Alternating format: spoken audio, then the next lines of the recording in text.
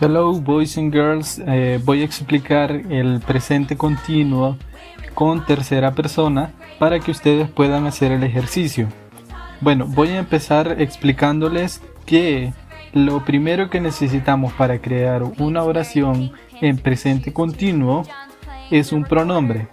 Puede ser cualquiera de estos que están acá. Todos ellos son pronombres. Voy a empezar explicándoles estos tres que son de tercera persona. Este primer pronombre se pronuncia she y significa ella. Este otro se pronuncia he y significa él. Y este último se pronuncia it y significa eso. Este último es para mencionar animales o cosas. Lo siguiente que necesitamos es el verbo to be. El verbo to be para tercera persona es is y significa es o está. En este caso va a significar está. Y vamos a necesitar otro verbo, el cual va a terminar en ing. Esta terminación significa ando o endo. Esta terminación unida con el verbo, que el verbo solito significa usar, entonces diría usando. Y lo último que vamos a necesitar serían nouns, lo cual significa nombres. Estos pueden ser cualquier objeto del que se quiera mencionar.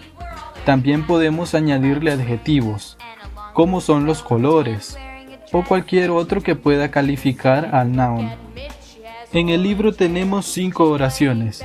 Las primeras 2 deben ser positivas, la tercera negativa y las últimas 2 son preguntas. Entonces les voy a explicar cómo hacer una oración positiva. Lo primero que vamos a necesitar es el pronombre. Vamos a identificar cuál es el pronombre y lo vamos a poner al inicio. Después vamos a poner el verbo to be, el cual es el mismo para todos, que sería is. Después vamos a poner el verbo en ing. El único que tenemos acá es wearing, entonces ese le vamos a poner. Y vamos a poner antes del noun el adjetivo. En este caso el adjetivo es un color. El color es blue. Y por último vamos a poner el noun. Entonces ya tenemos una oración positiva. En algunos casos encontrarán una A. Esa A va a ser necesaria cuando el objeto del que queramos hablar, que está usando la persona, es uno solo. En el ejemplo que les acabo de poner, sandals son dos sandalias.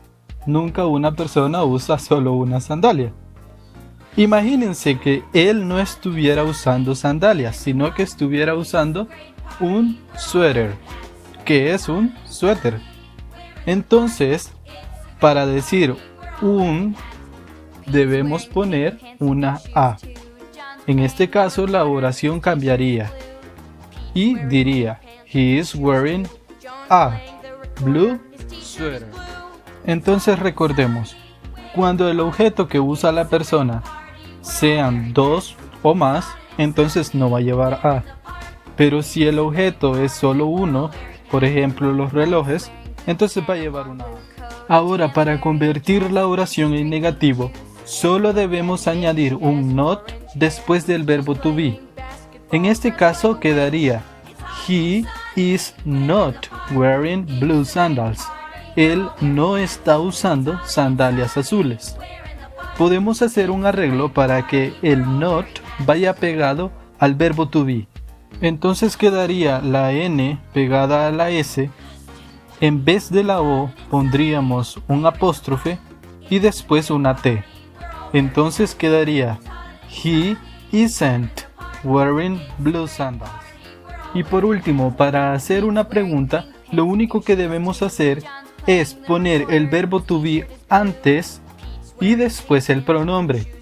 En este caso, tendríamos que poner también un signo de interrogación al final.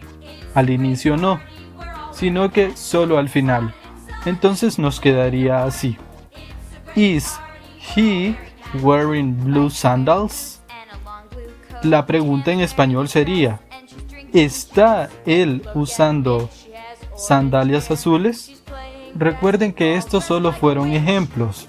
Ustedes pueden cambiar el pronombre, en vez de he, poner she o it.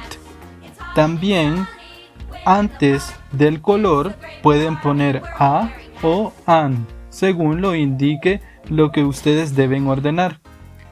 Y también el nombre, que al final yo le puse sandals, ustedes pueden usar otro, como también aparecen en el libro.